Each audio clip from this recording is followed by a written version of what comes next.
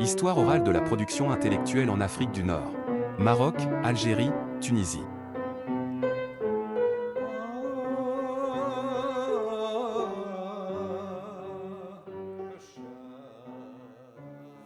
On est aussi chez toi, et donc pour toi, c'est quoi ici? On est où ici pour toi? Alors ici, c'est une maison familiale.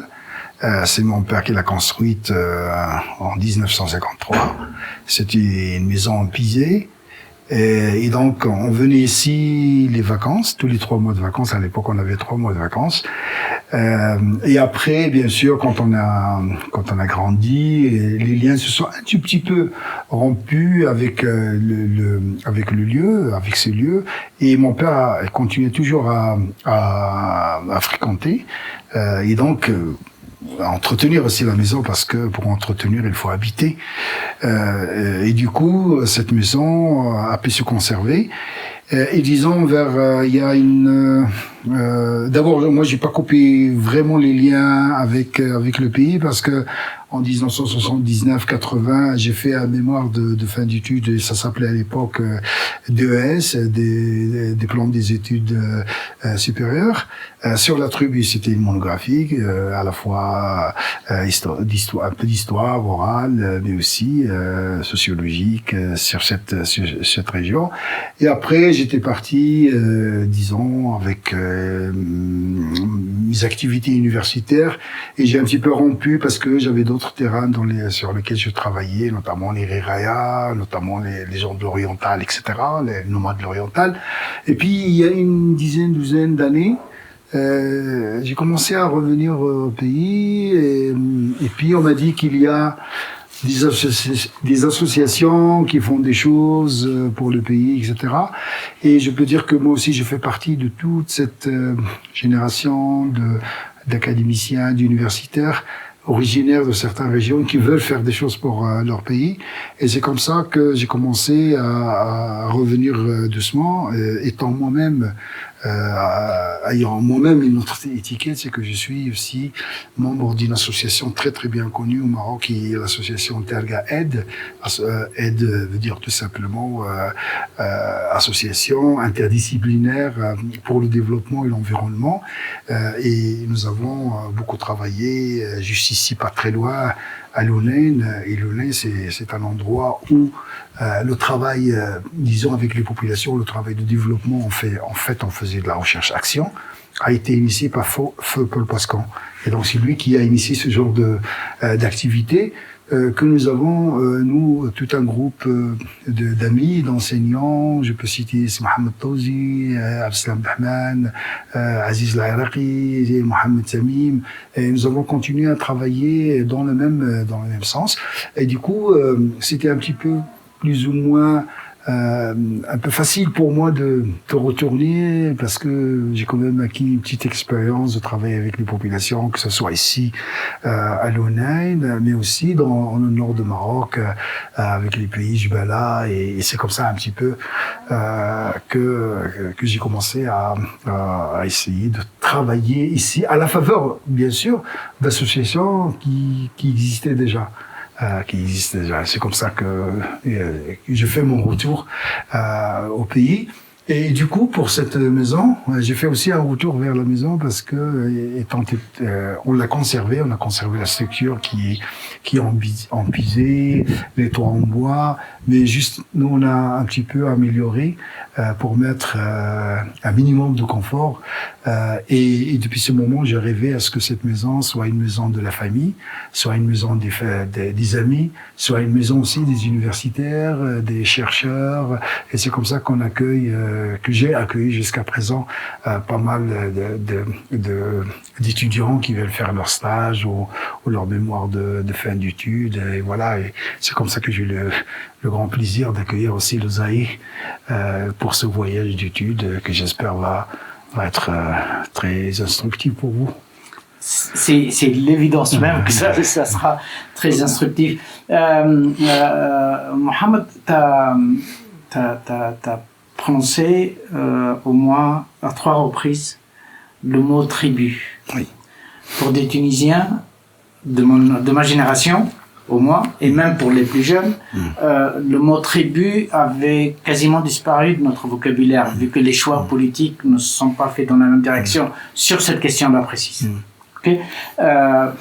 Quand tu parles de ta tribu, d'ici, et moi,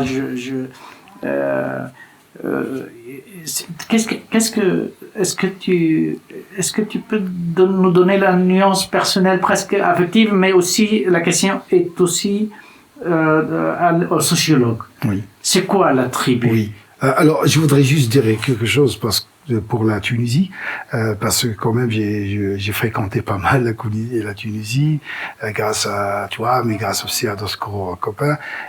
Si la tribu a disparu du vocabulaire, moi je pense pas qu'elle a disparu de la réalité, et donc on l'a vu autour de l'organisation de l'eau, les associations et tout ça. Et chez nous, la tribu, je peux dire tout simplement que c'est des gens qui se reconnaissent une ethnicité, qui se reconnaissent une origine commune, même si ce n'est pas toujours réel, mais c'est très souvent fictif, qui se reconnaissent à un nom. Par exemple, ici, Erguiden, ce n'est pas un nom de c'est pas un nom de personne. C'est tout simplement un mot qui veut dire, qui vient de Tergit, qui est la braise. C'est par rapport à leur caractère un peu belliqueux, etc. Mais c'est des gens qui se reconnaissent dans ce nom, mais qui ont regardé à l'intérieur. Il n'y a aucun lien généalogique qui lie les gens. Et pour trouver les liens généalogiques, il faut vraiment descendre vers le lignage. C'est là où on peut trouver, ou vers un doigt, c'est là où on peut trouver des liens vraiment de sang qui les gens. Mais c'est un sentiment d'appartenance qui fait que les gens se reconnaissent à ce nom et ils sont prêts à se solidariser pour des questions. Avant, c'était des questions militaires, mais maintenant, on trouve que les gens se solidarisent pour construire la route que vous avez prise depuis Taraudin jusqu'ici. Les gens ont beaucoup participé, je crois, avec quelque chose comme un tiers du budget qui est colossal. Et là, je retrouve moi la tribu, qui est une réalité, qui permet à des gens de se mobiliser, qui est une réalité mobilisatrice. Et je limiterai la tribu à ça. C'est-à-dire des gens qui se reconnaissent une certaine ethnicité, une certaine histoire, mais du moment qu'ils peuvent se mobiliser pour une raison ou une autre, pour moi, la tribu est là. Que ce soit politique ou que ce soit pour l'intérêt économique ou pour le développement, la réalité tribale continue à exister dans ce sens-là. Est-ce que la tribu, en tant qu'unité, la tribu, peut être un acteur de développement, un élément de développement? Quand il y a des enjeux qui se jouent au niveau de la tribu, par exemple la route qui va concerner tout le monde, oui, là, vous pouvez mobiliser la tribu parce que tout le monde a intérêt à ce que cette route arrive et dessert tout le monde.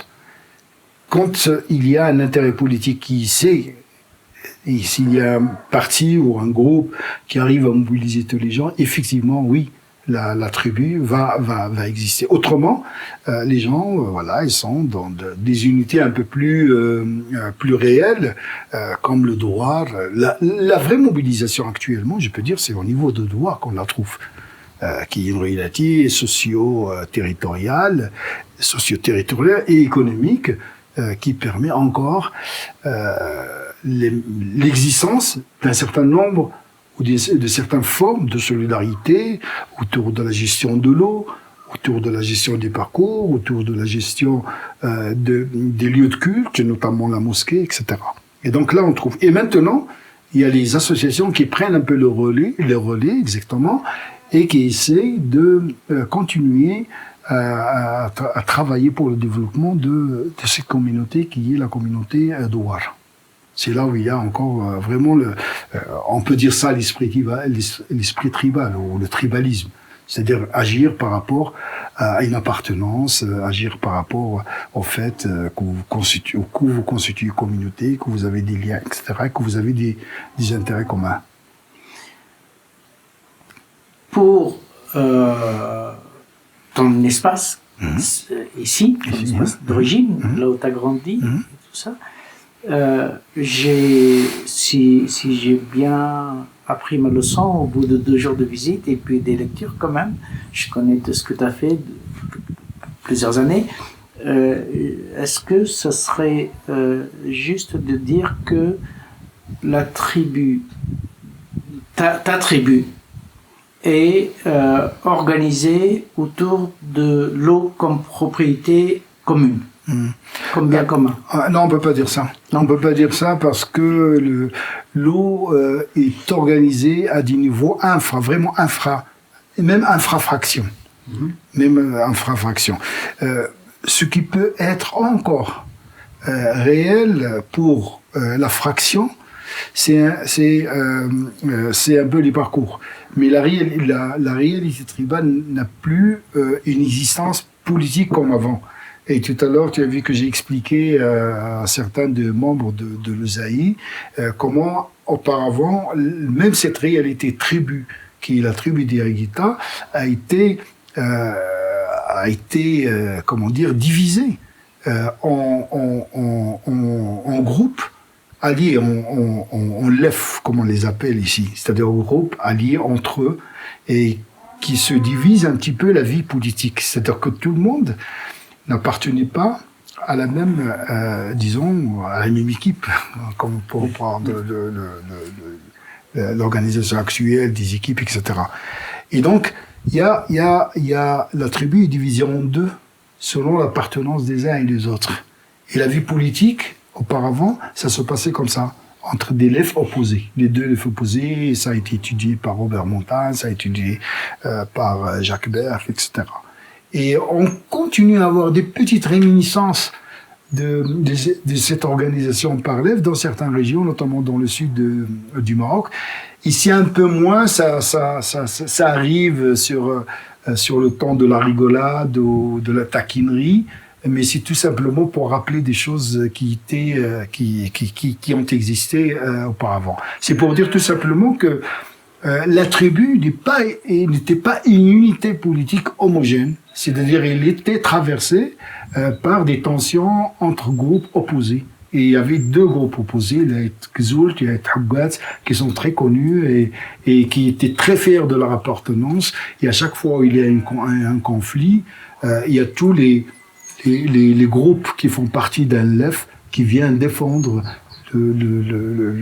l'individu ou le groupe qu'ils estiment être attaqué ou être lésé ou être voilà. Donc c'est une réalité assez complexe qui ne veut pas dire que tout le monde était logé à la même enseigne. Non, ce n'est pas vrai. Ce n'était pas très homogène et donc c'était traversé par des tensions et des conflits. Voilà. Et c'est ça qui explique un peu la vie politique ici à l'époque. Voilà. D'accord. Mais moi, ce que je vois, c'est que ce qu'on peut appeler agriculture. Oui. Ok. La partie agricole oui. Des cultures avec des saisons différentes et ainsi de suite. Le tout est unifié par un réseau d'eau. Parce qu'on est dans une région plutôt aride, hein. Il n'y a pas beaucoup de pluie, mais et il y a la source d'eau qu'on a vue hier, qui est la source principale, et puis il y a d'autres quelques résurgences dans la montagne, au flanc de montagne, et le village étant adossé à la montagne. Okay. Donc, derrière, avec les changements qui ont eu lieu pendant les années 80-90, mais derrière, il y a toujours eu une forme d'organisation, plus ou moins, qui marche plus ou moins bien, mais une forme d'organisation sociale autour de l'eau. Oui. On peut dire qu'il y a une gestion sociale de l'eau. Oui. Est-ce qu'on peut traduire par est-ce qu'il y a une gestion tribale de l'eau? Oui, il y a une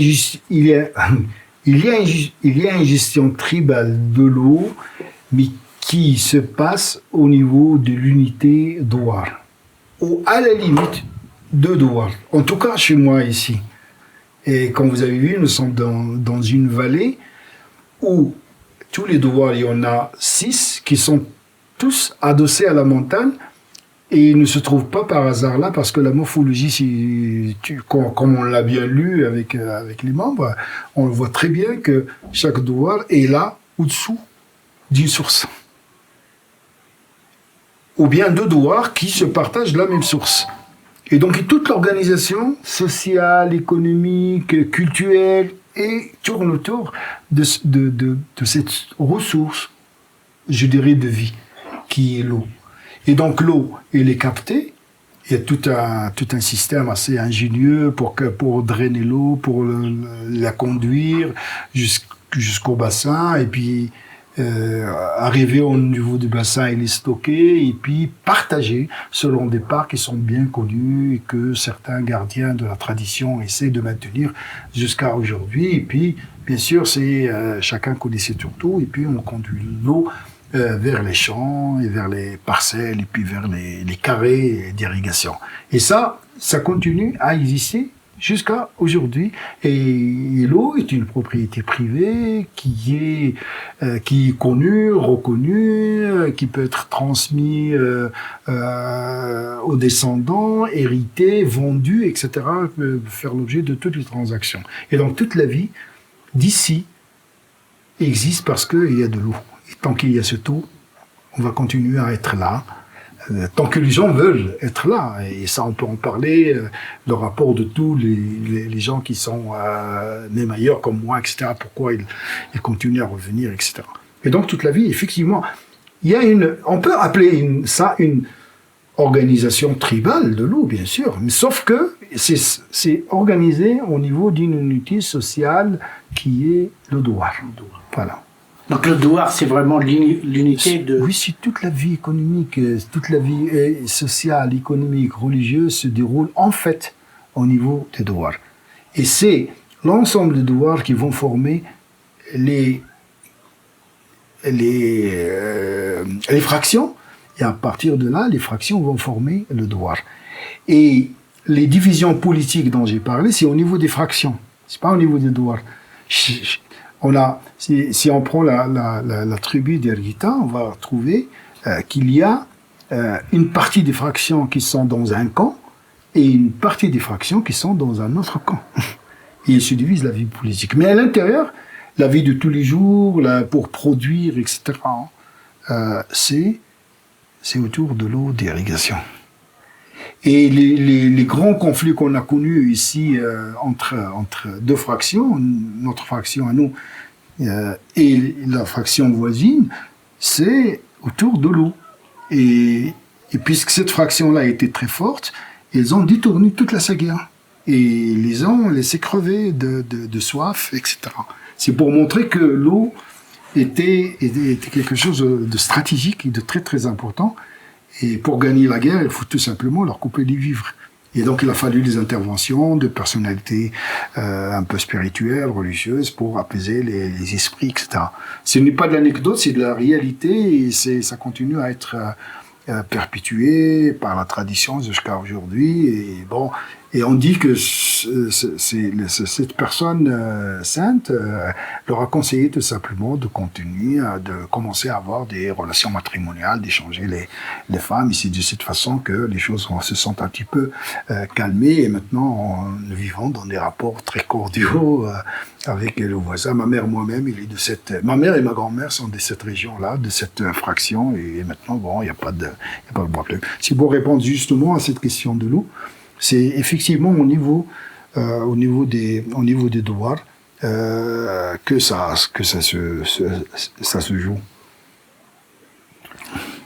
Tu as grandi dans ce douar? Non. Je voulais tout à l'heure répondre à ça parce que moi, je n'ai pas grandi de ce douar. Mon père est parti d'ici en 1942, exactement avec l'entrée des Américains à Casablanca. Et moi, je suis né en 1953, donc je suis né, grandi à Casablanca, mais je revenais très très souvent. Pas très souvent, je revenais pendant les vacances scolaires. Quand on était gosse, c'était 3 mois de vacances.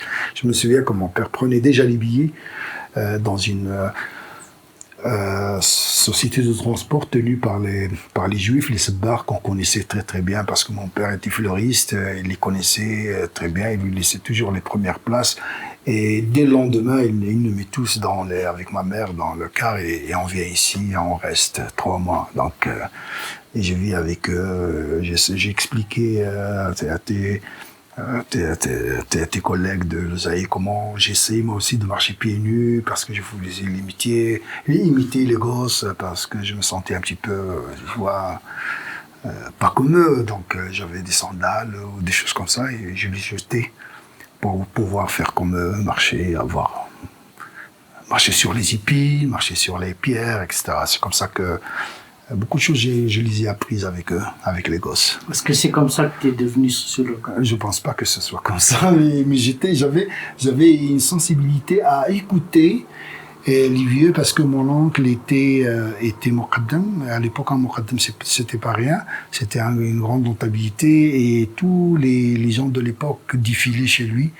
Et j'étais là à m'asseoir et à écouter toutes les histoires qu'il racontait sur l'histoire de la tribu. Et ça, je peux dire que ça m'a donné l'envie de faire l'histoire de la tribu. Enfin, pas l'histoire, un travail sur la tribu.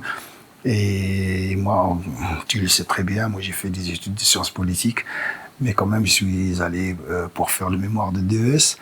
J'ai fait un travail de sociologie. Bon, il est ce qu'il est, mais c'est un travail de sociologie. Et donc, ce travail est devenu pratiquement un petit document auquel se réfèrent beaucoup de gens que je connais maintenant, qui sont un peu partout et qui le lisent et qui voilà. Et moi, ça me fait énormément plaisir et je remercie beaucoup l'ERCAM parce que je ne sais pas où est-ce qu'ils l'ont trouvé. Moi, je l'ai jeté parce que j'avais pas le courage de le publier. Et eux, ils l'ont sorti, ils l'ont publié. Maintenant, je crois qu'ils ont rendu service à beaucoup de gens qui le lisent avec beaucoup de plaisir. Et il y a des choses que moi-même, quand je le lis, je les redécouvre. Et ça, c'est une réalité. Quand je lis ce travail, je découvre des choses parce que quand même, c'est 83, c'est très, très, très loin. Aujourd'hui. Ça m'intéresse. C'est une question qui m'intéresse beaucoup à un niveau intellectuel et même personnel. Je connais et encore une fois, c'est pas des flatteries, je connais le sociologue que tu es. Tu es cité pas seulement pour cet exemple, pour tout ce qui est sociologie rurale, au moins plus large, je sais que c'est aussi plus large, mais pour la sociologie rurale, tu reviens souvent dès qu'on parle de problématiques, soit du Maroc, ça c'est l'évidence, mais même quand on parle des tribus, de relations entre de territoires, société et territoire et ainsi de suite, tu es souvent cité. Et moi, ça m'intéresse de comprendre comment le gamin d'ici, même s'il a grandi à Casa, tu as dit que ton père était fleuriste. Oui. C'est pas un haut cadre, c'est pas une notabilité, une grande notabilité. Tu descends pas de la grande bourgeoisie. Comment le gamin d'ici est devenu le sociologue qu'on connaît, que tout le monde connaît, qui s'appelle Mohamed Mahdi, l'Oustaz Mohamed Mahdi? Je peux te dire que mon père était berger. Et moi, j'ai jamais compris comment un berger peut devenir un fleuriste.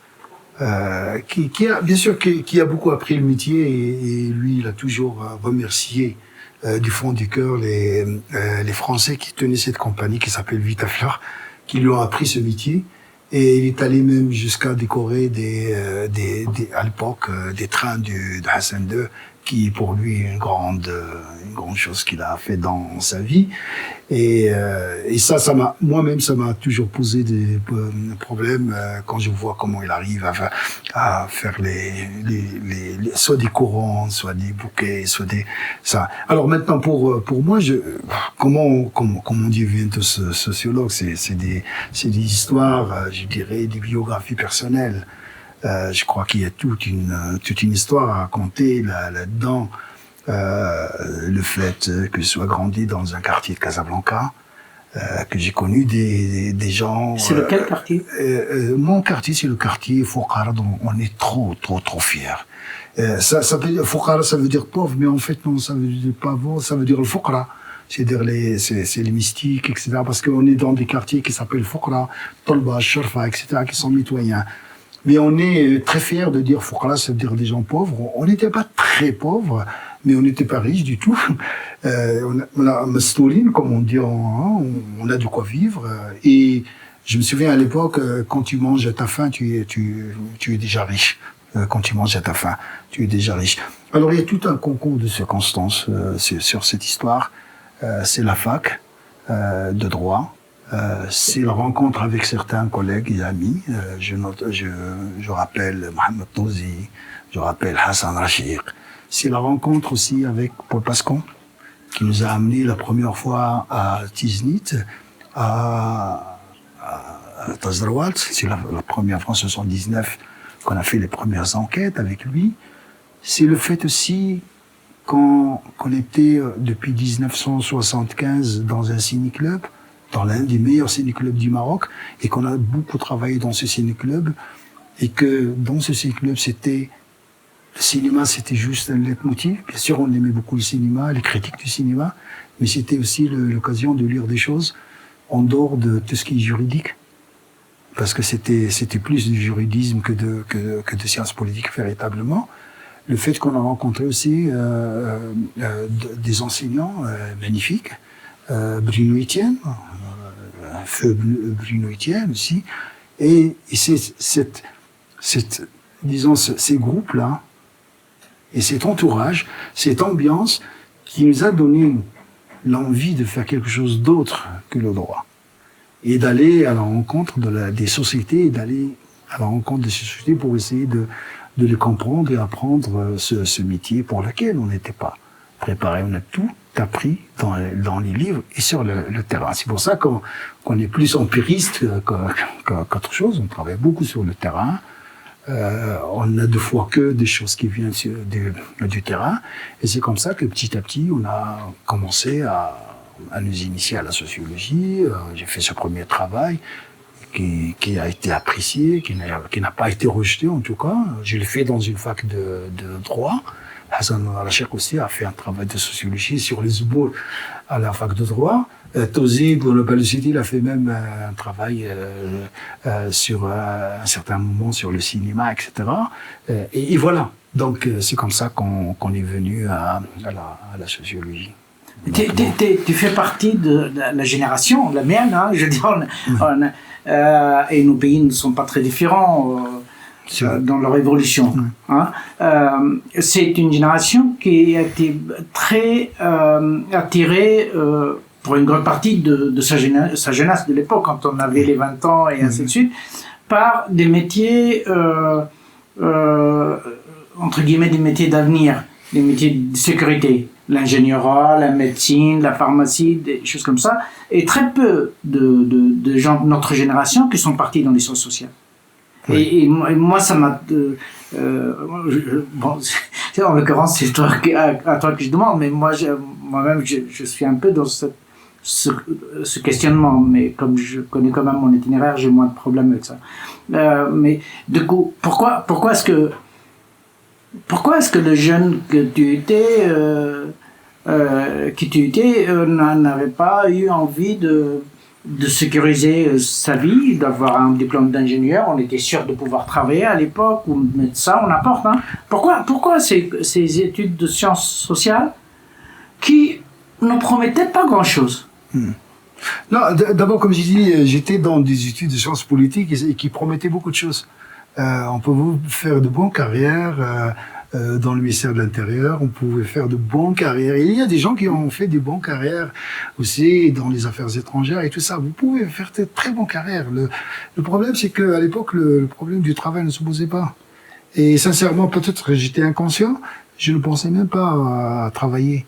On était un petit peu c'est l'air du temps. On était dans une ambiance de l'éternel étudiant et on croyait qu'on allait rester tout le temps étudiant. Et c'est ça un petit peu. Mais l'éternel étudiant à l'époque, c'était aussi l'éternel étudiant de gauche. Oui, l'éternel étudiant de gauche. Moi, j'étais jamais dans un mouvement de gauche réellement. J'ai jamais milité vraiment. Mais j'avais une sensibilité de gauche. J'étais pour beaucoup de choses, pour le changement du pays, pour le changement de régime, etc. Mais la question du travail ne se posait pas. Je te dis que j'ai passé 3 années à faire mon mémoire de DES. Imaginez maintenant les gens peuvent faire une thèse en 3 années. La question peut-être c'est de l'inconscience. Mais après, quand j'ai obtenu mon diplôme, j'ai intégré même avant de soutenir l'Institut agronomique et c'est parti comme ça. C'est aussi une autre chance pour moi. Parce que quand vous êtes recruté en tant que contractuel, on vous dit votre travail consiste à aller enquêter les éleveurs dans le Haut-Atlas, etc. Ben, je pouvais pas demander mieux d'aller me promener dans le Haut-Atlas avec un sac à dos. Si, t'aurais pu rêver de vivre tranquille dans les quartiers riches de... Non, mais c'est pour ça, je peux pas rêver mieux que de faire ça, parce que on me donne les moyens d'aller faire ce que j'ai envie de faire, et donc ils m'ont juste poussé vers encore d'approfondir certaines choses, et ils m'ont donné les moyens d'aller faire du terrain. Parce que c'était ça mon travail, c'était aller faire du terrain.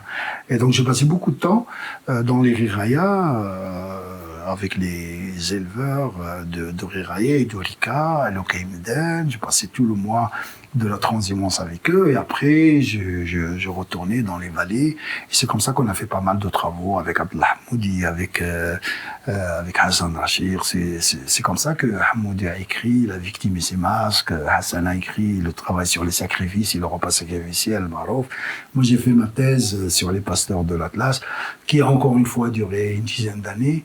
Et voilà, c'est comme ça. Et puis c'est après que je suis allé travailler à l'École nationale en tant que professeur en 1987, jusqu'à il y a quelques mois où j'ai pris ma retraite.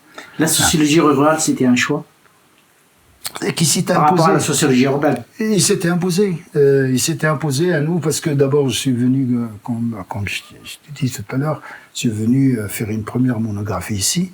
La première fois où j'ai fait des enquêtes, je les ai faites à Tazrouat. Vraiment, la première enquête de démographie avec qui ont travaillé à l'époque sur l'immigration, parce que Tazrouat et le sud du Maroc, comme ici d'ailleurs, c'était des zones d'émission d'immigrants, et c'était l'université à l'époque, l'université d'Amsterdam, qui était copain avec Fort Pascan, qui sont venus faire un travail sur les immigrés, parce qu'il y avait beaucoup d'immigrés de la région qui étaient en Hollande. Et donc, dès le départ, j'étais dans le rural. Et donc, c'était aussi un retour, comme j'ai dit, vers le pays, etc. Tu sais, très très souvent, et c'est souvent à la bonne place, Paul Pascan. Au-delà des relations personnelles, tu peux aussi en parler, mais au-delà des relations personnelles, ce qui m'intéresse, moi, c'est quoi ta relation avec Paul Pascan avant son départ et maintenant? Oui, avant, c'est la relation d'un étudiant qui était impressionné, qui était très heureux d'être à côté de lui pendant quelques jours. D'ailleurs, je lui ai donné mon premier mémoire, mon premier travail, qui était, d'ailleurs Hassan le raconte dans son dernier livre. Il le regarde, il le lit, il vient me dire en arabe, parce que lui il parle très bien l'arabe, il me dit « c'est trop léger ». Et imagine-toi, quand tu veux démarrer, quelqu'un que tu dis « tu lui dis à un étudiant maintenant, il est cassé ». Et puis moi j'ai pris ça, j'ai dit qu'est-ce que je vais faire de ça. À l'époque j'ai fait quelques lectures de Marcel Mauss, de Gurvitch, etc. J'étais très heureux de faire ça. Et tu dis ça chiche. Et puis je suis allé le revoir dans son bureau. Il me dit oui, d'accord, tu vas aller faire un travail. Maintenant tu vas rentrer chez toi et tu vas aller poser les questions. Comment les gens mangent, comment ils appellent tes outils, qu'est-ce qu'ils font avec l'autre outil, quand est-ce qu'ils labourent, etc. Effectivement, il te poussait à faire un travail d'ethnographe. Il te poussait à aller observer, à commencer par la base matérielle, par le substrat matériel, comme dirait Gurvitch, et il nous poussait vers ça. Et il a toujours dit, maintenant, il faut absolument faire le maximum d'enquêtes, le maximum de choses pour connaître la réalité. Si vous voulez, par la suite, théoriser, si vous voulez, faire des montées en généralité, comme on dit actuellement. Et c'était quelqu'un qui a beaucoup de sensibilité, et qui a beaucoup d'amour aussi pour les jeunes, et qui voulait former les jeunes, ça c'est clair et net. Et quand j'étais à l'Institut agronomique, c'était pas avec lui que j'étais, mais j'étais avec Hamoudi qui m'a recruté dans un projet qui s'appelle Small Ruminant Project, qui est un projet d'un consortium d'universités américaines. Et j'ai travaillé en tant que sociologue là. Et d'ailleurs, lui, il est parti, je suis resté. Lui, il est parti à Berlin et puis à Princeton, etc. Et je suis resté là à garder les meubles et garder aussi les affaires. Et franchement, j'étais livré à moi-même. Ouais. Heureusement qu'il y avait Paul Bascan qui était à côté, tu lui donnes un texte, il peut le lire, etc.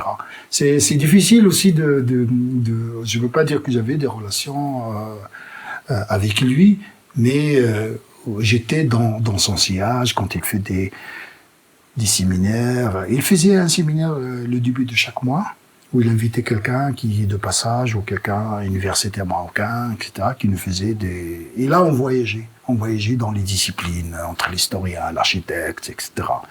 Et tout était possible, on écoutait tout. Il n'y avait pas de sociologie, on écoutait tout. On écoutait l'histoire. Et tout ça, c'est très formateur. Et il était, lui, dans cet esprit.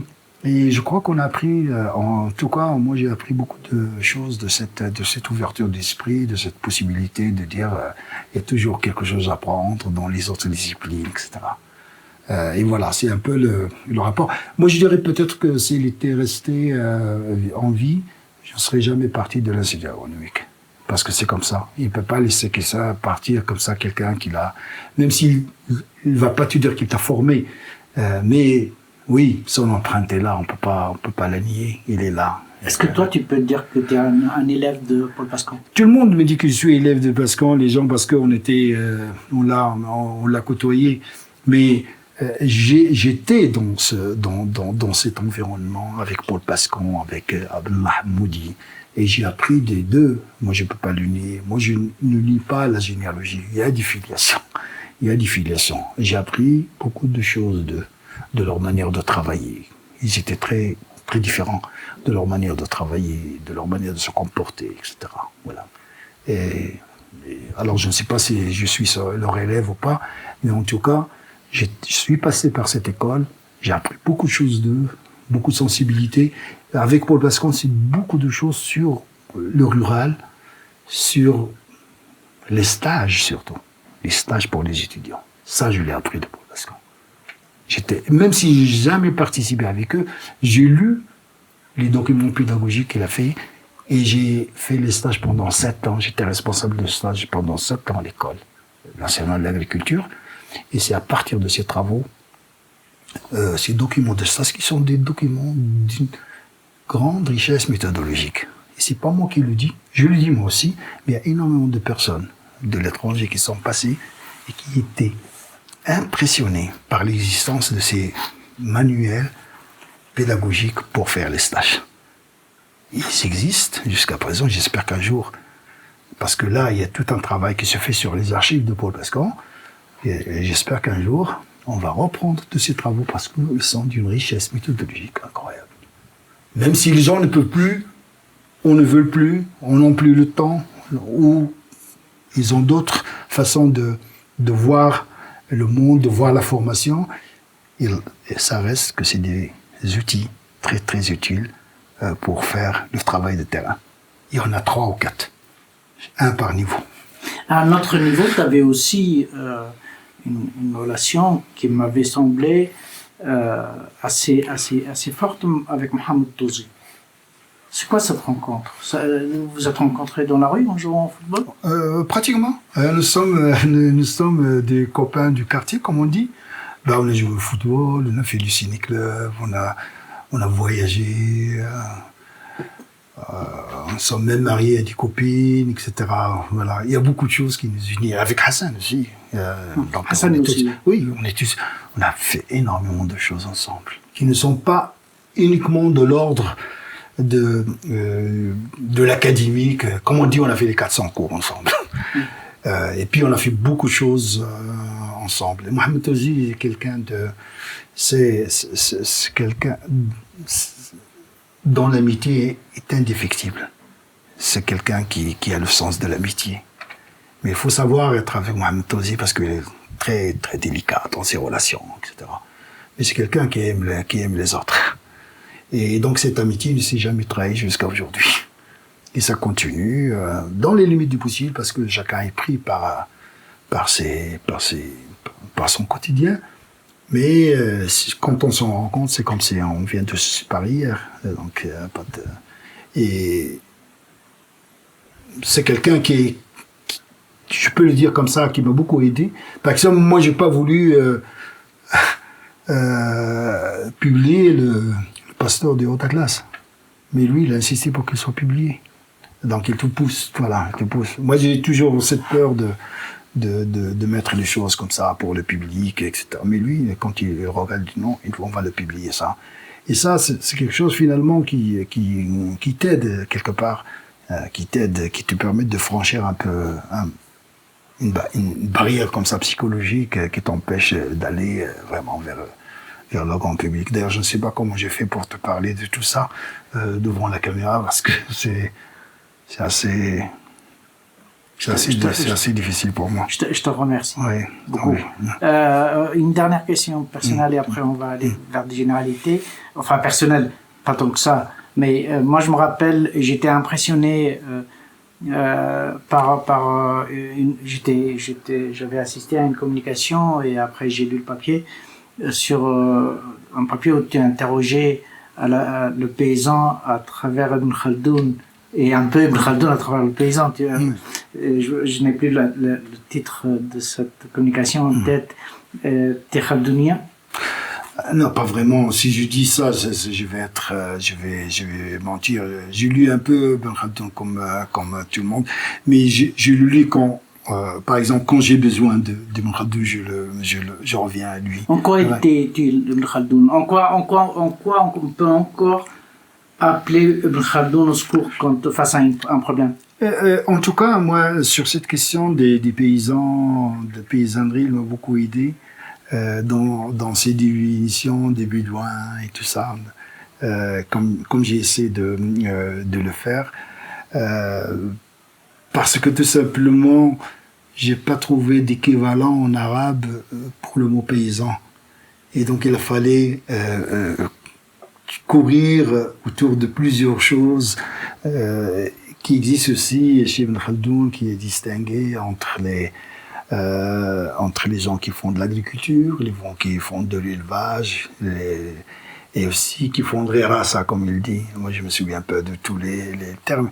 Et ça aide à s'approcher de cette notion de paysan qui est très difficile à cerner dans l'époque actuelle, parce que c'est pas comment j'ai pas su comment la définir dans un contexte où on voit les espaces où les paysans vivent sont vraiment ouverts de façon très large. Les paysans ne vivent plus uniquement dans leur tiroir. Ils sont connectés avec plusieurs milieux. Ils vivent de plus en plus en relation avec la ville. Ils commercialisent, et toutes les définitions comme Mandras ne correspondent plus à cette réalité paysanne qui a été définie aussi bien par Khaldoun que par la suite par Mandras et toute l'école de sociologie française.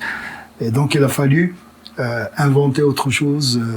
Même j'ai commencé à parler de citoyens de telle ou telle région, parce que on trouve voilà, vous avez vu les gens d'ici, ils sont là, mais en même temps ils passent au moins 3 jours à Tel Odin parce qu'ils sont obligés d'aller travailler pendant 3 jours, ramener 300 ou 250 dirhams, parce qu'ils ne peuvent pas vivre uniquement de la paysannerie, uniquement du travail d'un paysan.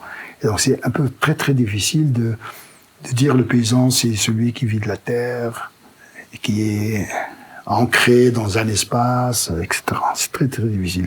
Même cette notion d'ancrage dans un lieu est très difficile à définir, parce que cet ancrage, voilà, moi aussi je suis ancré dans ces lieux, mais par moment, quoi. Je sais que je suis d'ici, mais je suis ni paysan, ni agriculteur, ni rien du tout. Mais j'ai une relation avec ce lieu. Comme tous les autres qui ont une relation plus forte encore avec ce lieu, mais qui sont obligés d'aller parfois travailler ailleurs, ramener un peu d'argent, parce que le travail du paysan ne fait plus vivre le paysan. Et si il compte uniquement sur le travail de la terre et sur le travail de l'élevage, il ne pourra pas vivre. Et ça, d'autant plus, ça devient d'autant plus grave que on sait maintenant que les gens, quand ils produisent, ils n'arrivent pas à vendre, ou quand ils produisent, ils vendent à bas prix, ou ils ne vendent plus, parce que tout simplement personne ne veut acheter chez eux. Et donc, ce sont des conditions qui sont vraiment de la condition du paysan, c'est beaucoup détérioré. Et voilà, c'est un peu ça. Il y a encore des paysans au Maroc? Du moment qu'il y a encore des gens qui sont attachés à des espaces, à des pays, dans paysan, il y a pays. C'est le fait d'être d'un pays. C'est le fait de travailler dans ce pays. Bien sûr, on peut dire qu'il y a un paysan, mais un paysan de notre nature. Un paysan qui est là, mais qui est ailleurs aussi. Vous avez rencontré le monsieur là qui est à la retraite, qui était en Tunisie. C'est à vous de me dire c'est les paysans, quoi. Voilà, il a passé une partie de sa vie en Tunisie, tout en entretenant sa maison, en entretenant sa femme, etc. ici. Mais c'est grâce à son travail en Tunisie qu'il a pu entretenir cette maison, ces terrains, sa part d'eau, etc. Et maintenant, il revient. Et il reprend l'activité comme c'est... On a parlé de l'agroécologie hier, et des gens qui sont retournés de la France et qui se sont mis à faire de l'agriculture. Est-ce que ce sont des paysans? Est-ce que ce sont des immigrés? Est-ce que c'est très, tu vois, il y a une valse de nomenclature et ces statuts-là, ils sont pas figés. Ces statuts ne sont pas figés. C'est très difficile de les mettre dans une boîte comme ça. C'est très difficile, à mon avis. C'est flottant, c'est pour ça qu'il faut à chaque fois étudier étudier les cas. À chaque fois, il étudie les cas. Ici, on a 150 maisons. C'est difficile de les classer. Tout à l'heure, celui qui a mangé avec nous, lui, pour moi, c'est un paysan. Il est là, il n'a jamais bougé d'ici, il ne connaît pas un mot d'arabe, mais il ne vit pas de l'agriculture toute seule. Parce qu'il a des enfants qui sont en France et d'autres à Casa qui lui vendent pas mal d'argent chaque mois. Est-ce que c'est une fatalité? Est-ce que cette évolution de l'agriculture paysanne qui fait que le paysan n'est plus celui qui vit pour la plus grande partie du moins de la terre, est-ce que c'est une fatalité? Est-ce que c'est un prix qu'on paye, le prix du développement, comme certains le disent? Une autre politique agricole aurait pu maintenir le paysan tel qu'on le connaissait, tel qu'on le définissait il y a encore 30-40 ans? Ça ne peut être qu'une vision un peu nostalgique, parce que les choses sont en train vraiment d'évoluer vers autre chose. Et ce qu'on remarque actuellement, c'est que même ceux qu'on peut appeler encore aujourd'hui paysans, ils mettent leurs enfants dans des écoles. Ils veulent que leurs enfants réussissent. Ils veulent, si vous posez cette question dans n'importe quel questionnaire, et dans n'importe quelle région du Maroc, il est simple. Est-ce que vous voulez que vos enfants soient aussi agriculteurs ou soient aussi éleveurs? Vous aurez 95% des gens qui vont dire non. On souhaite qu'ils aient une vie meilleure que la nôtre. On souhaite qu'ils aient une fonction. Très souvent, c'est la fonction, c'est-à-dire qu'ils deviennent fonctionnaires. Fonctionnaire, c'est quelqu'un qui a un salaire sûr. C'est ça dans l'esprit de l'imaginaire de tous les gens. Et moi, j'ai pas entendu beaucoup de gens me dire qu'ils souhaitent que leurs enfants soient comme eux, soient agriculteurs, soient éleveurs, etc. C'est pour ça que je dis, il y a des choses qui sont irréversibles. Maintenant, ce qu'on constate aussi, c'est qu'il y a pas mal de jeunes qui ont fait une expérience à l'étranger, qui ont fait une expérience dans une ville marocaine, soit pour les études, soit pour les études et le travail, etc., et qui sont revenus chez eux pour s'installer en agriculture. Mais ce qu'ils souhaitent, c'est de faire l'agriculture autrement que leurs parents. C'est-à-dire qu'ils souhaitent faire une agriculture moderne, avec des équipements, qu'ils aient aussi leur voiture pour se déplacer, qu'ils aient leur casquette, qu'ils aient leur portable, etc. Et c'est le modèle qu'on a vu un petit peu se développer dans des régions comme ça, etc. Tu dis, moi, j'ai parcouru le monde, etc. Maintenant, j'ai 38 ans ou 40 ans, je rentre chez moi, je vais prendre le lopin de terre. Et je vais le travailler, mais pas comme mon père. Je vais aller faire un système d'irrigation, je vais demander des subventions de l'État, parce qu'il y a le plan Marofer, il y a ceci, etc. Et il réintègre l'agriculture, mais d'une autre façon. Ça, c'est pas des cas uniques, mais il y en a des cas et des cas. Et je soupçonne aussi que l'État ait compris ça. Parce que maintenant, rien que dernièrement, il y a des crédits qui sont lancés pour ces jeunes, pour se lancer dans des projets agricoles ou dans des projets touristiques, mais dans le milieu rural. Je crois qu'il y a quelque chose comme 8 milliards de dirhams qui sont mis à leur disposition. Une grande partie sera allouée à ce genre de jeunes qui veulent s'installer. Voilà un petit peu à la fois les choses qui sont irréversibles et aussi les choses qui peuvent donner espoir pour que l'agriculture, du moins, je dirais pas la paysannerie, mais des formes d'agriculture à dimension humaine puissent continuer à exister et puissent donner l'espoir et la possibilité à de tels milieux de continuer à vivre et à être vivaces, quoi. J'ai envie de repartir sur une échelle plus large, plus macro, et après on reviendra à ces solutions ou à ces nouveaux phénomènes comme peut-être comme alternative ou pas, enfin on posera la question. Ma question, et elle est surtout pour le sociologue, oui, l'observateur, le marocain observateur en général, pas seulement le sociologue marocain observateur. Est-ce que, on va pas en faire le bilan maintenant, mais est-ce que quand même, en quelques mots, quelques phrases, tu peux nous dire dans quel état est l'agriculture marocaine aujourd'hui, le secteur agricole marocain aujourd'hui, et en quoi les politiques ont failli ou non, et s'il y a cette idée il y a eu des failles quelque part, de quelle nature elles sont?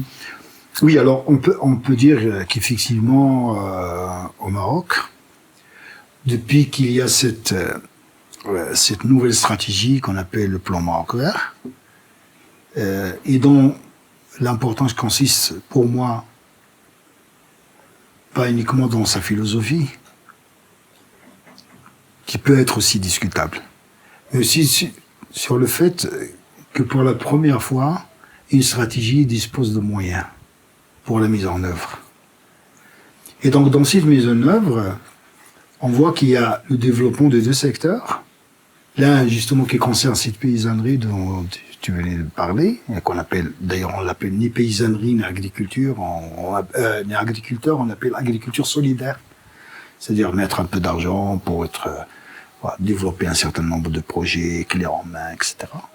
Et de l'autre côté, tout un secteur qui est très mécanisé, très développé, qui tourne surtout vers l'exportation, etc.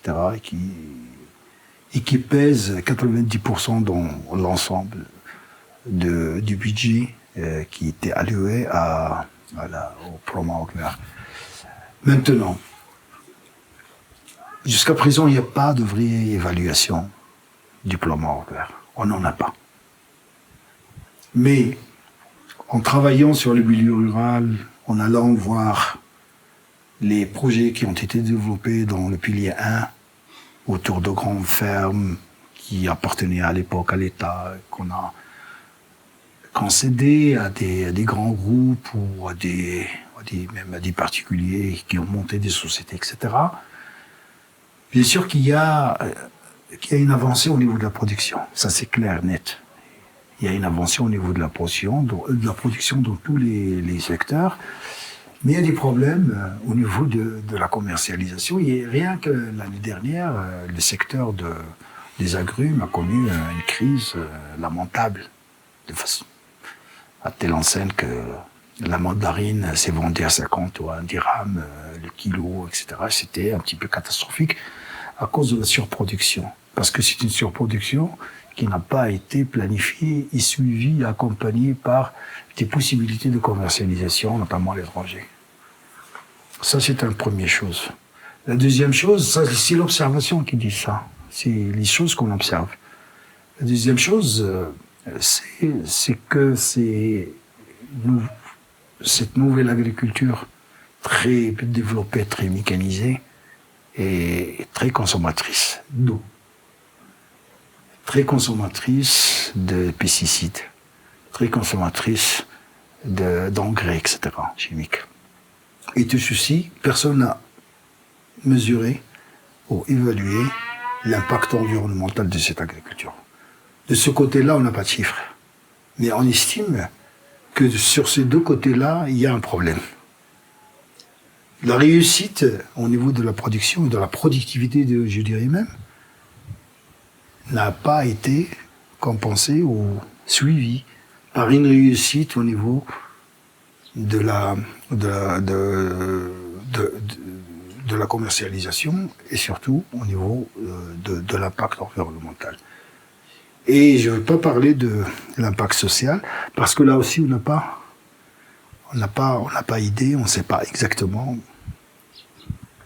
qu'est-ce que ça crée comme emploi, qu'est-ce que ça crée. Mais on sait qu'à côté de chaque ferme, il y a des douars qui sont devenus des pourvoyeurs de main-d'œuvre. Ils se sont transformés en usines de main-d'œuvre qui est mise à la disposition de ces... Et les fermes se font concurrence pour fidéliser ces douars. Mais tout ça, je dirais, c'est de l'observation, c'est des choses comme ça qu'on voit à la faveur des sorties sur le terrain, à la faveur des visites, à la faveur des visites guidées avec des groupes ou avec des étudiants, etc. Mais rien de systématique n'a été fait. Et donc, à mon avis, c'est ça. Maintenant, sur le pilier 1, on va pas très loin. Et juste ici, on a un projet pilier 2, pardon, qui est de l'agriculture solidaire. On a planté ici quelque chose comme 25 000 arbres, rien que dans le douar, mais il y a d'autres douars qui en bénéficient aussi. On a une route, tout ça est louable. Mais sur le plan de l'efficience, je dirais. Vous avez vu que la route, il est dans une partie, il est mal faite parce que tout simplement, c'est des entreprises qui ne font pas bien leur boulot, qui ne sont pas suivies, etc. Et donc, il y a des pertes dans ce sens-là. La même chose pour l'arboriculture. Moi, je ne pense pas on va avoir des réussites à 100%, parce que les gens n'ont pas la possibilité de changer leur système. Heureusement que les gens ne rentrent pas dans la reconversion, parce que ces projets-là, on demande aux gens de faire de la reconversion, de se reconvertir des céréales vers l'arboriculture. Heureusement que les gens ne font pas ça. Et dans une bonne partie des cas, vous allez voir que les gens vont planter tout autour de la parcelle et non pas à l'intérieur de la parcelle pour continuer à faire. Et moi, je dirais tant mieux. Et aussi, le grand problème, c'est l'eau. Partout, c'est la même chose. Il y a un problème de l'eau, il n'y a pas assez d'eau. Vous voyez que les gens, il y a pas mal de petites expériences où les gens essaient de mettre des petits bassins pour irriguer quelques arbres, etc. Et c'est vraiment des formes d'agriculture maintenant qu'on est en train de développer ici pour lutter contre ces effets de... Alors de ce côté-là, là aussi, on n'a pas une évaluation pour nous dire comment cet argent qui a été investi dans ces piliers, dans le cadre de ces piliers, quel est le résultat obtenu. Mais là aussi, on a tout simplement des choses qu'on observe par-ci, par-là, il n'y a pas de travail systématique. Et jusqu'à présent, on n'a pas eu de résultat et ça a été promis pour le dernier salon de l'agriculture. Ça, on n'a rien vu et on continue toujours à attendre. Pour l'eau, ça a commencé depuis... Les politiques de l'eau ont commencé depuis longtemps et à chaque fois dans la même direction avec de plus en plus l'utilisation de l'eau, sans parler de l'époque coloniale, évidemment, là où les premières infrastructures ont été construites. Après, il y a eu le projet de Hassan II, d'1 million d'hectares, et après, là maintenant je crois qu'il y a plus d'1,5 million d'hectares, je crois, si mes sources sont bonnes. On est, oui, oui. Et ça continue. On est vers 2 millions d'hectares. Mais le problème avec le plan Maroc vert, c'est aussi le fait d'encourager par des subventions le creusement de forage de puits, et aussi la mise en place de ces grands bassins à géoplasme, etc., qui ont des étendues énormes, avec des capacités. Et ça va où où est-ce qu'on va? Mais justement, on a ça va. Moi, je pense que, je ne sais pas, parce qu'à chaque fois où vous parlez avec ces gens, ils nous disent cette année on a eu un problème d'eau, et donc la solution c'est d'aller encore creuser, d'aller encore faire d'autres forages. Mais je pense qu'un jour ça va clasher, parce que aux alentours il y a des paysans quand même, et très souvent il y a une concurrence dure, et voilà. Et ces petits agriculteurs ou ces petites exploitations agricoles ou moyennes exploitations agricoles, peut-être qu'un jour ils ne pourront pas survivre. Et je me demande même jusqu'à quand même ces grandes exploitations vont encore survivre. Maintenant, on trouve des solutions. Par exemple, dans le Seis, il y a tout un barrage qui a été mis en place justement pour pouvoir utiliser l'eau de barrage pour irriguer cette plaine, qui est une plaine qui produit beaucoup de choses: l'oignon, les pommes de terre, les fruits, les légumes, etc. Donc voilà, parfois il y a des solutions, mais les solutions n'existent pas toujours. Oui, c'est des solutions provisoires. On n'augmente pas l'eau en construisant un barrage. On aménage à peine, sur le plan technique, une meilleure gestion de l'eau, vraiment de la comptabilité de l'hydraulique, mais pas. On fabrique pas de l'eau. Non, on ne la fabrique pas. Ce qui se fait, c'est là où il y a la possibilité de la collecter. On la collecte dans des barrages. C'est-à-dire l'eau des crues, l'eau qui se perd et qui va ailleurs. Là, on peut la capter, on la capte. Sinon, je crois avoir lu que le Maroc a déjà dépassé les 120% d'utilisation de ces ressources hydrauliques. Alors, je n'ai pas les chiffres exacts, mais dans certaines régions, on commence à utiliser même l'eau qu'on considère comme l'eau stratégique. Et ça, pour moi, c'est pas moi qui le dis, mais c'est des rapports dont l'État même a foi, notamment ceux de la Banque mondiale. Et quand la Banque mondiale devient un peu critique par rapport à ce qui se fait, donc c'est la fin du monde. Et dans des régions comme Boudnib, les fermes de 1000 hectares pour produire du mejhoul, etc., ils vont aller chercher l'eau vraiment très, très, très profondément. J'ai une question très bas de niveau. si je peux me la permettre quand même. Demain, Mohamed Mahdi est nommé ministre de l'Agriculture, responsable des ressources hydrauliques. Ça serait quoi votre première action? Ça ne va pas se produire.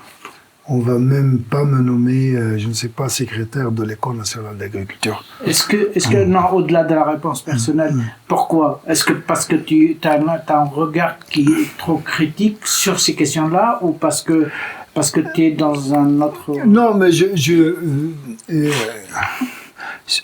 sur le plan vraiment de l'équité, je trouve que parfois, qu'on fait un peu trop. Quand je vois qu'on est en train de produire j'ai visité avec les étudiants l'année dernière des fermes juste ici, près de Terre-Dent. Quand je vois que des groupes qui viennent de je ne sais où utilisent l'eau du Maroc, l'eau du Marocain, pour produire des choses de Bruxelles, ou pour produire vraiment des légumes que je ne connais même pas, etc., pour les exporter, parce qu'il y a des marchés en Hollande et dans d'autres pays qui sont friands de ces produits, qui n'arrivent pas à trouver à des moments bien précis de l'année, etc. Je suis un petit peu révolté. Et voilà. D'un autre côté, je regarde et je dis, voilà, eux, ils font ça, mais pourquoi on le ferait pas nous? Il y a un problème, pour moi d'équité à tous les plans. Et leur réponse à eux, il est très simple.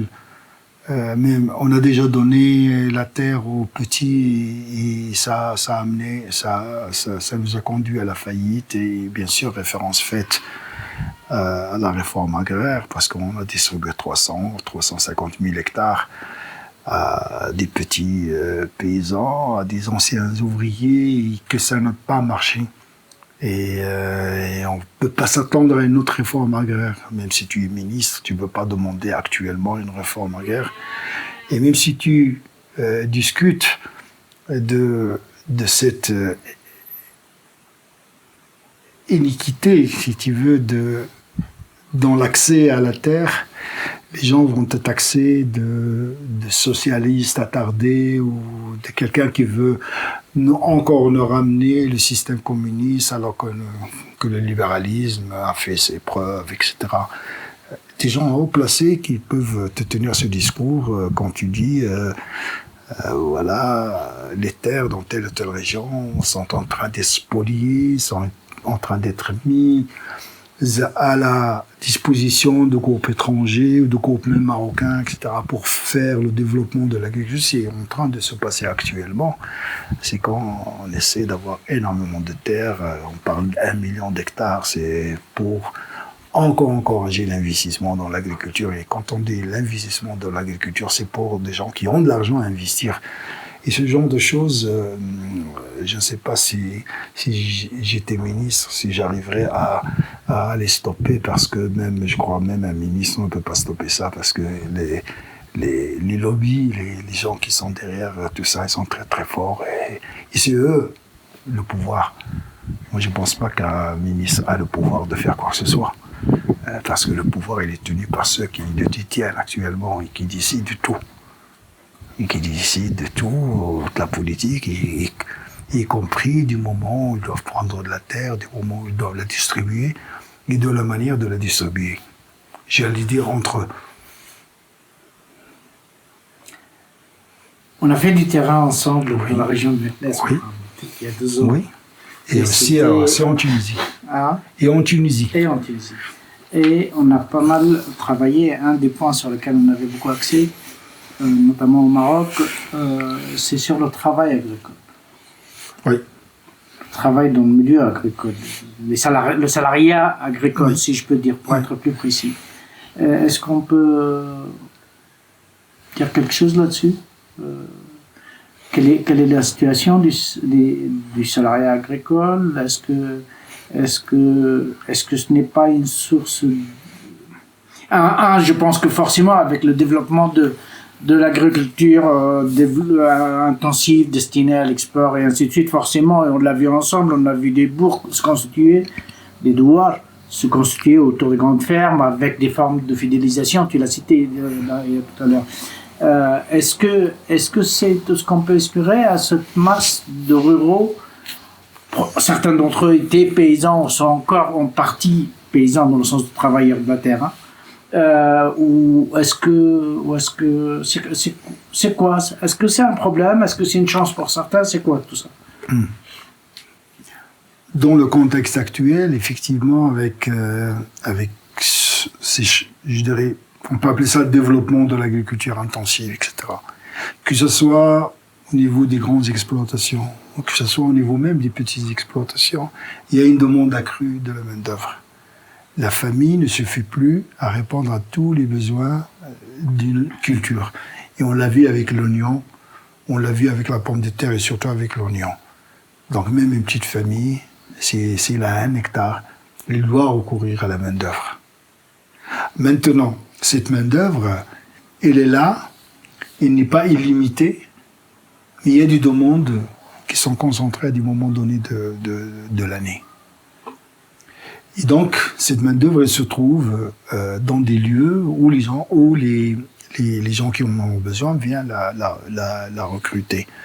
Alors maintenant, les conditions de travail, et ce sont des conditions de travail très précaires. C'est-à-dire ce sont des gens qui travaillent à la journée, qui ont aucune forme de sécurité ou de sécurisation. C'est-à-dire, il travaille et puis il est payé, il part. Alors, dans ces conditions, le travail n'est pas assuré toute l'année. Et donc, c'est des gens qui sont dans la précarité dans toute la vie. Les conditions de travail sont très dures. C'est des gens qui se réveillent très tôt pour revenir très tard le soir. Et d'autres choses, il y a beaucoup de femmes qui travaillent. Il y a beaucoup de femmes, de plus en plus de femmes qui travaillent. Et quand on fait juste un premier travail de sociologie très très rapide de ces femmes qui travaillent, on va trouver que c'est des femmes dont les conditions sont très très très précaires. C'est des divorcés, c'est des mères célibataires, c'est des vieilles femmes qui entretiennent un mari invalide, etc. C'est vraiment des conditions vraiment qui rappellent des conditions du 19e siècle. Alors dans ces conditions, moi je dirais que le travail en agriculture, même s'il leur donne un petit peu d'espoir, parce qu'ils peuvent gagner un peu d'argent, ce n'est pas, à mon avis, ce n'est pas tout à fait ça. Parce qu'il n'y a aucune législation qui va les protéger. Ils n'ont pas d'autre droit que le droit d'avoir un salaire. Et puis les conditions dans lesquelles elles travaillent, c'est pas ça, notamment pour les femmes, les harcèlements, les viols, etc., etc. Ça c'est très très connu, tout le monde en parle. Maintenant, dans les grandes fermes, ils ont l'obligation de par le cahier de charge, surtout pour les fermes qui obtiennent les subventions de l'État, d'engager des ouvriers et de leur donner tous leurs droits. Et là aussi, ça reste opaque. Tu te souviens, on a déjà fait des enquêtes sur ça, et ça reste opaque. On ne sait pas quelle est la part de gens d'abord qui sont permanents. Ça, on peut le savoir plus ou moins parce que les permanents, il a 10 papiers, etc. Et les autres, d'après la législation, même s'ils travaillent une journée, tu dois le déclarer. Mais on ne sait pas si tout ceci est suivi, pas suivi, etc. Rien que le gars de tout à l'heure, je sais qu'il travaille dans un groupe très très connu ici dans la région, mais il ne peut pas dépasser 6 mois. Il travaille 6 mois, il doit partir parce que au-delà des 6 mois, ils doivent être déclarés, ils doivent avoir tous les droits. Et donc on joue avec la législation et pour maintenir toujours cette masse d'ouvriers agricoles dans la précarité. Et ça, je crois qu'il y a des avancées à faire pour que vraiment cette agriculture puisse avoir un impact social qu'il doit avoir. C'est-à-dire donner du travail à des gens qui en ont besoin et qui peuvent faire beaucoup pour l'agriculture, les former, leur donner une instruction, etc. Et je pense qu'il y a des choses à faire parce que c'est très souvent des gens qui ont un métier, qui ont une expérience, mais en contrepartie, ils n'ont pas beaucoup de droits à part le salaire, comme j'ai dit. C'est d'autant plus compliqué qu'on sait très bien que la précarité produit de la précarité, en passant par la case pauvreté. Oui. Oui. Et au Maroc, on sait que c'est l'un des pays où la pauvreté rurale est particulièrement élevée. Oui. Et c'est pas comme ça qu'on va essayer de la réduire. On ne peut la réduire qu'en légiférant, à mon avis, qu'en contrôlant, qu'en donnant aussi des droits. On donne à ces gens des droits. Parce que jusqu'à présent, les gens sont dans le mourf. Tu vois, les gens sont dans le mourf, dans un sorte de marché de travail, et on va les prendre. Et si au hasard, tu peux ne pas travailler pendant 2 jours, ça dépend de celui. Et je pense même qu'il y a des sortes de mafias qui organisent tout ça. Parce que c'est pas un contact entre l'employeur et l'employé. Non, il y a des intermédiaires là aussi, comme il y a des intermédiaires entre l'agriculteur et le consommateur. Il y a des intermédiaires qui contrôlent tout ça. qui négocie avec les ouvriers, qui négocie avec l'employeur, etc. Et tout ceci passe par des petites mafias là qui sont bien organisées et qui maintiennent ces gens vraiment dans cette précarité dont on a parlé. Et bien sûr, on peut se demander pourquoi ils ne sont pas organisés dans des syndicats, des choses comme ça. Je sais pas, des gens qui... Très souvent, c'est des gens analphabètes. Très souvent, c'est ça le problème. On trouve parfois des jeunes et garçons et filles qui ont un certain niveau. Mais imagine quelqu'un qui a un certain niveau, qui vient travailler dans une exploitation agricole avec des gens qui n'ont ni respect pour le travailleur, ni respect pour la femme, ni respect pour rien. Moi, je pense que la souffrance est double pour quelqu'un comme ça. Et moi aussi, je me suis toujours demandé pourquoi ces gens ne sont pas organisés. Parce qu'ils constituent quand même une force. Et sans eux, rien ne peut se faire. Est-ce qu'ils ne savent pas c'est la force, ou bien est-ce qu'ils sont dans l'obligation de vendre leur force de travail parce qu'ils ne peuvent pas faire autrement, ce qui est le cas de beaucoup de gens. Ils sont déjà très heureux qu'ils trouvent une journée ou 2 journées de travail. Mais la situation est à mon avis, très très dure. Et moi, les petits témoignages que j'ai entendus, surtout de femmes, sont poignants. Et c'est là on se rend compte que parfois c'est très dur. C'est toujours des femmes qui sont en train de retenir soit des gamins d'un mariage légitime ou illégitime, mais aussi des maris impotents. Très souvent, c'est ça, aux vieux, ou des choses comme ça. Et c'est un peu très dur. Oui, il y a eu plusieurs travaux et publications sur ces questions. Ouais. En général, et du travail salarié, du salariat agricole en général, salariat informel, non déclaré. Et quand on sait que certaines personnes, et comme d'habitude, certaines femmes, parce que la majorité c'est des femmes, qui... Oui, parce que les fermiers, les employeurs préfèrent les femmes. Parce qu'ils disent, ils résistent, ils sont patientes, ils acceptent.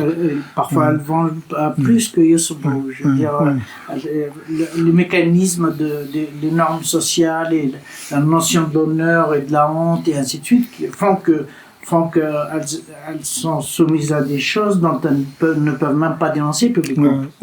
Donc quand on est face à des situations comme ça, c'est un peu difficile d'engager une organisation. Le viol, carrément, oui. Je suis vers la fin, mais tout à l'heure, toi-même évoqué à 2 reprises, si je me rappelle bien, les tentatives d'agroécologie, et puis on sait qu'un peu partout il y a des choses qui se développent, des individus ou des groupes qui développent des discours sur la permaculture, l'agroécologie. Est-ce qu'on peut les envisager sérieusement comme des alternatives possibles, ou est-ce que ça reste de l'ordre des choses, des belles idées qui restent un peu à la marge? Moi, vraiment, j'ai fait cette petite enquête sur l'agroécologie dernièrement. C'était intéressant, fascinant. Je me suis vraiment approché de cette philosophie. J'ai adoré. Surtout avec ces histoires de la sobriété heureuse et tout ça.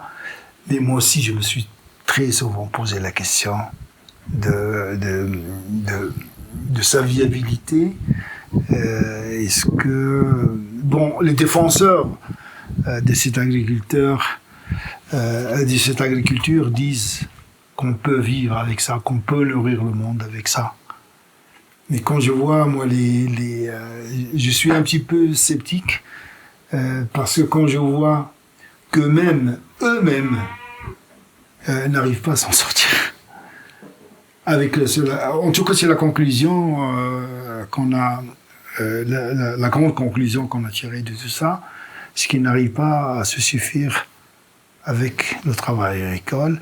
Ils sont obligés de mettre à côté soit de l'hébergement, soit de l'accueil à la ferme, soit des choses comme ça qui sont plus du tourisme rural que d'autres choses. Et donc, ils sont obligés de mettre les deux en balance.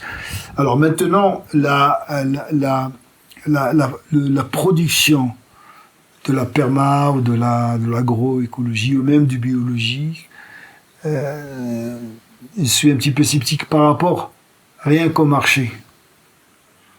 Rien qu'au marché, parce que dans un pays comme le nôtre où les gens sont pauvres, où la pauvreté est assez importante, tu mets 2 patates et tu dis ça coûte 1 dirham, et c'est là, ça coûte 2 dirhams. Les gens vont fermer les yeux, ils vont choisir celle de 1 dirham. Mais si tu lui expliques que c'est là, il nourrit au fumier, c'est là, il nourrit aux pesticides, il prend celle du pesticide parce que c'est pas cher. C'est ce genre de choses bon, j'ai vu quand j'ai vu l'agroécologie, j'ai vu que quand ils ont commencé, leur clientèle est une clientèle assez particulière. C'est des diplomates de Rabat, c'est des gens qui, puis c'est des universitaires, etc. En gros, c'est des gens qui ont un peu d'argent. C'est des gens qui ont peur d'avoir le cancer ou à qui on a expliqué que les pesticides amènent le cancer, etc. Qui ont une conscience une nouvelle conscience de la santé, du corps, etc. La chose que d'autres personnes n'ont pas, qui n'ont pas déjà les notions d'écriture et de la lecture, etc. Et c'est ça qui me rend un petit peu sceptique par rapport à l'avenir de cette agriculture, sauf si on arrive à emballer une grande partie de gens qui vont se lancer dans cette forme d'agriculture non conventionnelle et qui peuvent mettre sur le marché des quantités énormes de produits qui deviennent concurrentiels par rapport aux autres. Et à ce moment-là, on peut avoir le choix, je pense. On peut avoir le choix et les gens peuvent venir facilement. Mais le différentiel de prix est très important et aussi la conscience agroécologique n'est pas la même chez tout le monde. Et ça demande encore du temps. Je sais pas, un pauvre ne pense pas à la... Tu vois, d'ailleurs, on le voit dans les autres pays du monde, les gens qui mangent mal, ce sont les pauvres qui sont gros, qui sont malades, etc. Et pas les autres. Parce que les autres, ils peuvent choisir. Ils vont pas manger des choses pleines de pesticides, ou pleines de sucre, ou pleines de... Voilà. Et il y a toujours une relation entre niveau de vie et état de santé. Le changement climatique, c'est une menace sérieuse. Est-ce que l'intellectuel que tu es prend au sérieux cette question? Moi, je la prends pas en tant qu'intellectuel, je la prends en tant que quelqu'un qui a connu cette région depuis quand j'étais petit. Et je vois qu'il y a une avancée du désert, ça c'est clair et net. Vous tournez la caméra, là-bas, ce qu'on voit là-bas, c'était tout cultivé. Maintenant, on cultive juste la partie d'en haut, parce qu'il n'y a plus assez d'eau pour irriguer l'ensemble. Ce terrain, c'était tout irrigué. Maintenant, regarde, ce qui pousse, c'est le figuier de Barbarie. Parce qu'on n'irrigue plus. Donc, il y a quand même, rien qu'ici, il y a pas mal de petites sources qui étaient... ici, on buvait l'eau de source. Je ne vous ai pas montré notre source. Il y a une petite source là, on peut boire l'eau.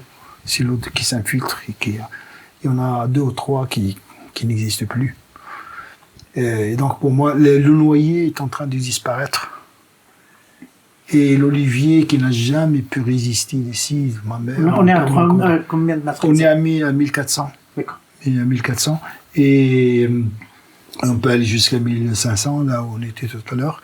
Et le noyer, l'olivier n'a jamais pu réussir ici à cause des neiges, parce que voilà, c'est un arbre qui ne perd pas ses feuilles, et puis voilà, les branches qui peuvent se casser.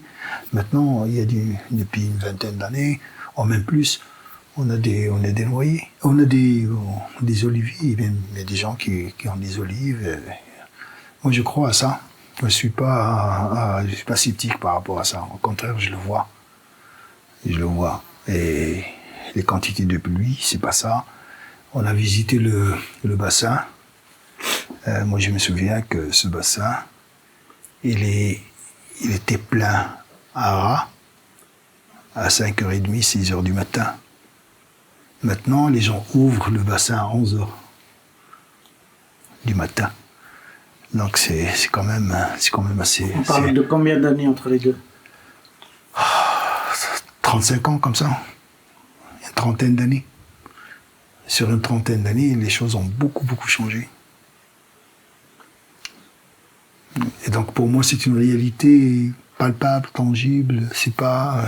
Ton fils ou ta fille te demande, papa, je veux m'installer ici, je veux trouver un moyen pour travailler dans l'agriculture ici.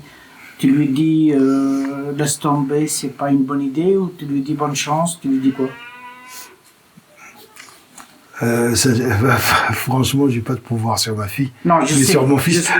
Je sais justement, mais c'est pour ça que je te dis juste bonne chance, je t'encourage. Mais je sais c'est une fille intelligente qui est en train de monter même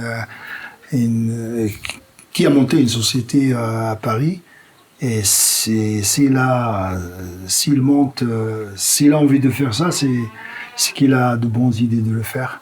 Et je l'encouragerai.